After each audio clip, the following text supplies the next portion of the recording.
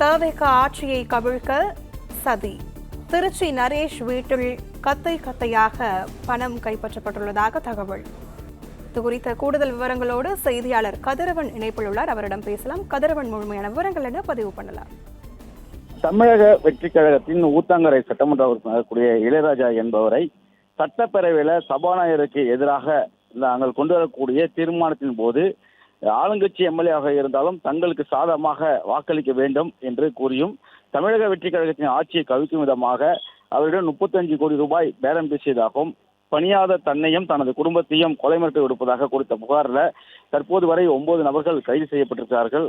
இதில் நரேஷ் என்ற நபர் தான் இடைத்தரகராக இரு தரப்புகளுக்கு இடையே செயல்பட்டிருப்பதும் போலீஸ் விசாரணையில் கண்டுபிடிக்கப்பட்டு திருச்சியில் உள்ள அவர் வீட்டில் வந்து சோதனை நடத்தி கட்டுக்கட்டாக பணத்தையும் அதே போல 100க்கும் மேற்பட்ட ஆவணங்களையும் சொத்து ஆவணங்கள் அது போல இந்த சதி திட்டத்திற்கு யாரெல்லாம் வந்துட்டு எம்எல்ஏக்களை சட்டப்பேரவையில இருந்து சட்டமன்றத்தில் இருந்து எடுக்கலாம் என்று போன்ற கூடப்பட்டிருக்கூடிய ஆவணங்கள் 100க்கும் மேற்பட்ட ஆவணங்களையும் போலீசார் எடுத்திருப்பதாக தகவலானது கிடைக்கப்பட்டிருக்கிறது. குறிப்பாக நரேஷ் வீட்டில் கணக்கில் வராத 13 லட்சம் ரூபாய் பணம் வரை பறிமுதல் செய்யப்பட்டதாகவும் அதே போல 100க்கும் மேற்பட்ட ஆவணங்கள் கைப்பற்றப்பட்டதாகவும் இந்த ஆவணங்களை எல்லாம் நீதிமன்றத்தில் தாக்கல் செய்ய உள்ளதாகவும் போலீசார் தரப்புல தெரிவிக்கப்பட்டிருக்கிறது. குறிப்பாக இவை அனைத்தும் செந்தில் பாலாஜி சகோதரர் அசோக்குமார் சொல்லி செய்ததாகவும் அவர்கள் வாக்குமூலம் அளித்திருக்கிறார்கள். இந்த நிலையில்தான் அசோக்குமார் தலைமுறையாக நிலையில அதுக்கு தேவையான ஆவணங்களையும் ஆதாரங்களையும் திரட்டும் வகையில கைது செய்யப்பட்ட வீடுகளில் சோதனை நடைபெற்றிருக்கிறது. அதே போலதான் நரேஷின் வீட்டில் திருச்சியில் உள்ள நரேஷின் வீட்டில் சோதனை நடத்திய போதுதான் கட்டுக்கட்டாக பணங்களையும் அதே போல ஆவணங்களையும் கைப்பற்றிருப்பதாக தெரிவிக்கப்பட்டிருக்கிறது. தாவேக்கு ஆட்சி கைப்பற்று தொடர்பாக நரேஷா தான் செந்தில் பாலாஜியின் சகோதரர் அசோக் தொடர்பு கொண்டு பேசியிருக்கிறார். சில எம்எல்ஏக்களை விலைக்கு வாங்கியே தீர வேண்டும் என்று நரேஷிடம் அசோக்குமார் கூறியதாகவும் எம்எல்ஏக்களை இழுப்பதற்கு எவ்வளவு பணம் வேணாம் செய்ய தயாராக இருப்பதாகவும் அதுக்காக ஒரு கார்பரேட் நிறுவனமும் தங்களுக்கு உதவி செய்ய தயாராக இருப்பதாகவும் கூறியிருக்கிறார்.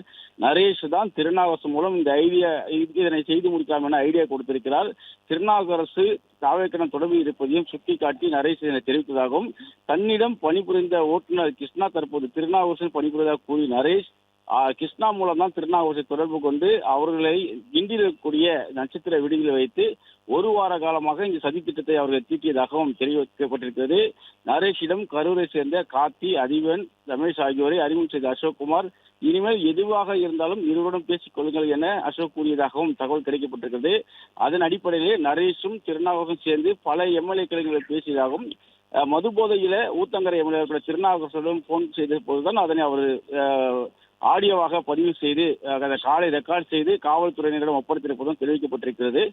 தற்போது நரேஷ் வீட்டிலிருந்து கட்டுக்கட்டாக பணம் கைப்பற்றப்பட்டு 100க்கும் மேற்பட்ட ஆவணங்கள், சொத்து ஆவணங்கள், அதே போல பணம் கொடுக்கல் வாங்கல் தொடர்புடைய ஆவணங்கள், சட்டமன்ற உறுப்பினர்கள் வந்துட்டு இழுப்பது தொடர்பான ஆவணங்கள் உள்ளிட்டெல்லாம் கைப்பற்றப்பட்டிருப்பதாகவும் அவற்றை எல்லாம் நீதிமன்றத்தில் தாக்கல் செய்யப்பட இருப்பதாகவும் தெரிவிக்கப்பட்டிருக்கிறது.